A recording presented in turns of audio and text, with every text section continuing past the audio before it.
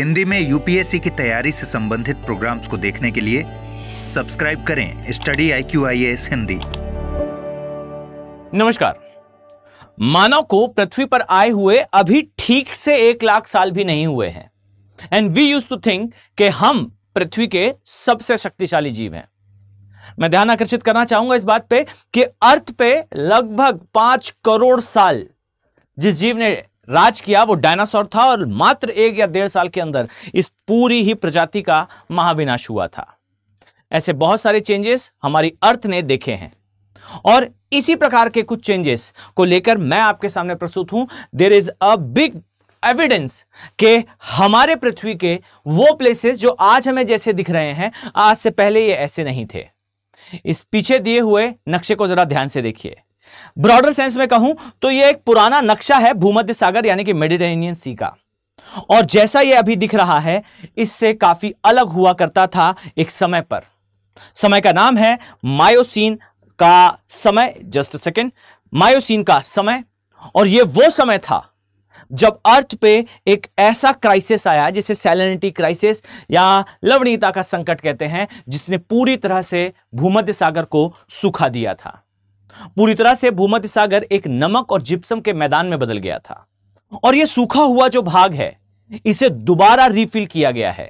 अर्थात जो मेडिटेरेनियन सी या भूमध्य सागर आप यूरोप और अफ्रीका के बीच में देखते हैं, डियर, यह भूमध्य सागर या यह मेडिटेरेनियन सी वास्तविकता में रिफिल हुआ है, दोबारा भरा है।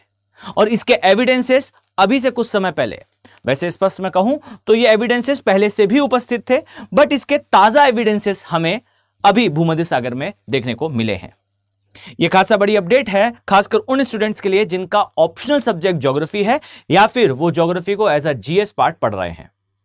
ध्यान दें, अगर आप ज्योग्राफी ऑप्शन को प्रिपेयर करना चाहते हैं, फर्स्ट ऑफ ऑल दैट आपके पास अपॉर्चुनिटी अवेलेबल है। 27 तारीख तक जो सेल स्टडी IQ के प्रीमियम कोर्सेज पर थी रिपब्लिक डे की, उसे एक्सटेंड किया गया है 31 तक।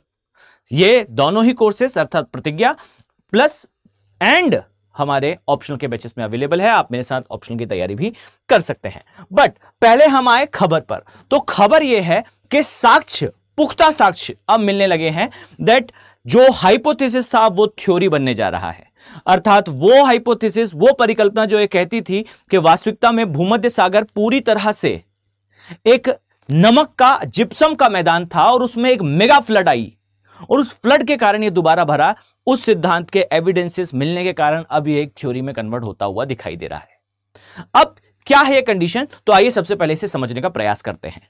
ध्यान से देखिए, एक समय था अर्थ पर जिसे कहा जाता है मायोसीन पीरियड। यह वो समय था जब अर्थ में बड़े चेंजेस आए थे।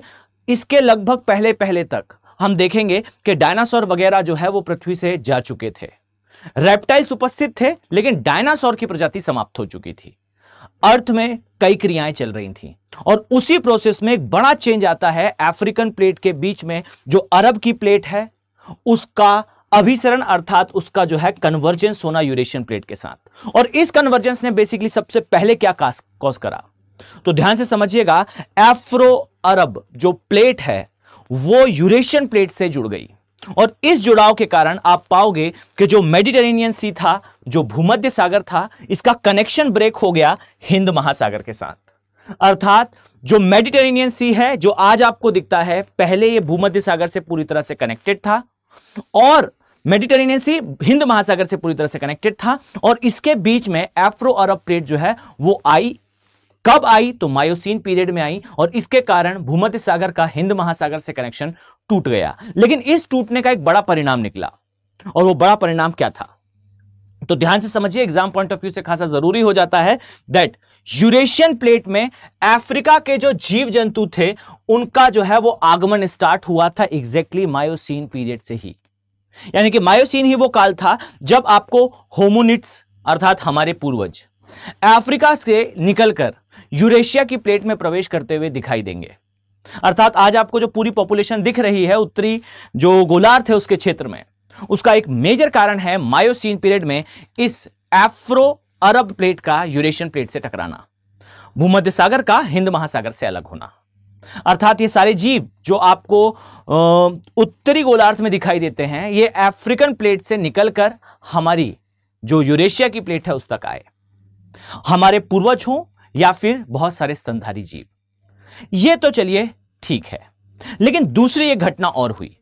दूसरी घटना यह हुई कि जहां आपको भूमध्य सागर यह दिखाई पड़ता है, यह भूमध्य सागर जो पहले हिंद महासागर से कनेक्टेड था और बताया यह भी जाता है कि पहले यह अटलांटिक से भी कनेक्टेड था, इसका कनेक्शन ब्रेक हो गया। और ब्रेक होने के कारण समय के साथ इसमें एक क्राइसिस आया and the crisis is known as इस मायोसीन पीरियड का एक काल, और इस काल के लिए कहा जाता है यह लवणता का संकट था, यह सैलिनिटी क्राइसिस था। यानी कि मायोसीन के एक छोटे से समय अंतराल में लवणता का क्राइसिस आया और भूमध्य सागर पूरी तरह से लगभग सूख गया, रफली अराउंड 6 मिलियन वर्ष पहले। अर्थात जो मेडिटेरेनियन सी था उसका कनेक्शन भूमध्य सागर का कनेक्शन हिंद महासागर से और अटलांटिक महासागर से पूरी तरह से ब्रेक हो गया। इसके कारण समय के साथ ये जिप्सम और नमक के मैदान में बदलता गया। और यहां मैं इस बात की ओर भी आपका ध्यान आकर्षित करना चाहूंगा कि इसके प्रॉपर एविडेंसेस उपस्थित हैं। जरा पीछे दी हुई इमेज को ध्यान से देखिए, आप पाएंगे कि यहां पर ये जो आपको धारियां दिखाई दे रही हैं, ये जो लहर के समान संरचना आपको रॉक्स में दिखाई दे रही है, यह संरचना वास्तविकता में एक जिप्सम और लवण से निर्मित परतें हैं, जिनका निर्माण एग्जैक्टली अगर मैं कहूं तो मायोसीन पीरियड के शुरुआती दौर में ही हुआ है। अब एक बात तो क्लियर थी कि इटली के पास जो द्वीप है, आई थिंक आप सभी को पता होगा, काफी फेमस आइलैंड है, सिसिली के नाम से उस आइलैंड को जाना जाता है। इस आइलैंड में इसके आसपास ये लहरदार परतें दिखाई देती हैं, जो कि क्लियर एविडेंस है कि जो चीजें वैज्ञानिक कह रहे हैं they have a solid evidence of that also. Now प्रश्न ये उठता है कि ये दोबारा कैसे भरा, यानी कि जो भूमध्य सागर सूख चुका था, नमक का मैदान बन चुका था, नाउ द थिंग इज कि ये दोबारा री एनर्जाइज कैसे हुआ। तो आइए इसके बारे में बात करते हैं। इसका रीजन है एक मेगा फ्लड, इसे हिंदी में महाबाढ़ या जल प्रलय भी कहा जाता है। यह कहलाती है ज़ैंक्लिन जो जल प्रलय है उसके नाम से। अब यह ज़ैंक्लिन जल प्रलय क्या थी, तो एग्जैक्टली अगर मैं कहूं तो जो भूमध्य सागर का क्षेत्र है, अगर मैं आपको नक्शे पर दिखाने का प्रयास करूं तो आप आसानी से देख पाएंगे कि जो भूमध्य सागर का यह भाग आपको दिखाई दे रहा है, यह भाग जिब्राल्टर जल संधि या मैं कहूं जिब्राल्टर स्ट्रेट के माध्यम से आज आपको अटलांटिक से जुड़ा हुआ दिखता है।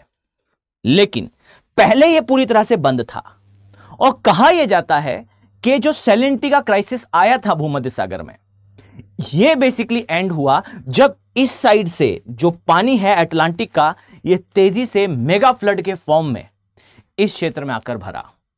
अर्थात इस क्षेत्र में जो पानी है उसके प्रवेश का द्वार बना था जिब्राल्टर के आसपास का एरिया।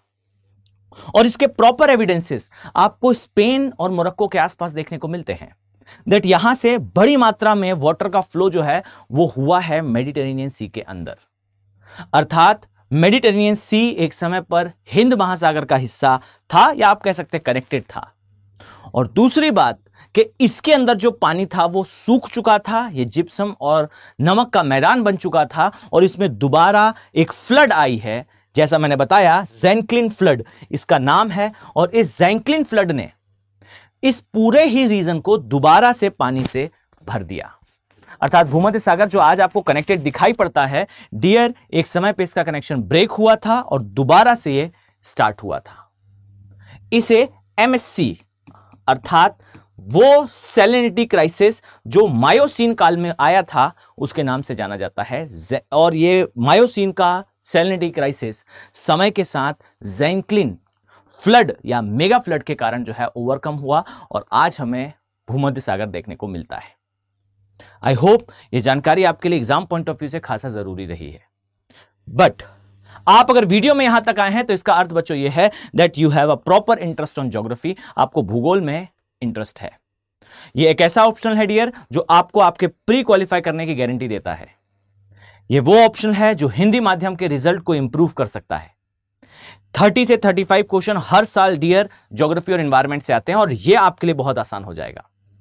इमेजिन करिए 45 कट ऑफ होता है और 30 से 35 क्वेश्चन डायरेक्टली ज्योग्राफी और एनवायरनमेंट से आते हैं हर वर्ष यूपीएससी के प्रीलिमिनरी एग्जामिनेशन में। और जब आप पढ़ाई करेंगे ऑप्शनल के स्तर पर, वो भी इतने इंटरेस्टिंग मैनर में, then you will get higher marks and you will get a more chances to qualify your preliminary examination. आपके प्रारंभिक परीक्षा को क्लियर करने के चांसेस भी बढ़ जाएंगे। मैं उम्मीद करता हूं कि आप ज्योग्राफी ऑप्शनल अर्थात भूगोल वैकल्पिक के हिंदी माध्यम के बैचेस को जरूर एनरोल करेंगे और मेरे साथ तैयारी करना प्रीफर करेंगे। नेक्स्ट इज हमारे प्रतिज्ञा बैचेस, वो बैचेस जिनमें 11,000 का कैश प्राइज है, including 100% fee return on the clearing by the clearing of UPSC का प्रीलिमिनरी एग्जामिनेशन। अर्थात आप सिर्फ प्रारंभिक परीक्षा भी क्लियर करते हैं तो स्टडी IQ आपकी सारी फी आपको रिफंड करेगा। इस ऑफर के साथ ये बैचेस भी अवेलेबल हैं, 31 तक सेल एक्सटेंडेड है। आप मेरे साथ इन बैचेस में एनरोल कर सकते हैं। आपको केवल इतना करना है कि डिस्क्रिप्शन बॉक्स में लिंक दिया हुआ है, उस लिंक पर क्लिक करिए और जस्ट पुट कीजिए AK लाइव कोड। इस कोड को अप्लाई करते ही जो प्राइस अभी आपने देखे उस प्राइस पर आपको सारे कोर्सेस मिलेंगे, otherwise cost will be higher. Just by using a simple code AK live आप इन बैचेस में एनरोल कर सकते हैं। मैं उम्मीद करता हूं कि मैं सारे सीरियस IAS एस्पिरेंट्स को इन बैचेस में देखने वाला हूं। चलिए मिलते हैं नेक्स्ट वीडियो में। Have a very nice day. Thank you. Hindi में यूपीएससी की तैयारी से संबंधित प्रोग्राम्स को देखने के लिए सब्सक्राइब करें स्टडी IQ IAS हिंदी।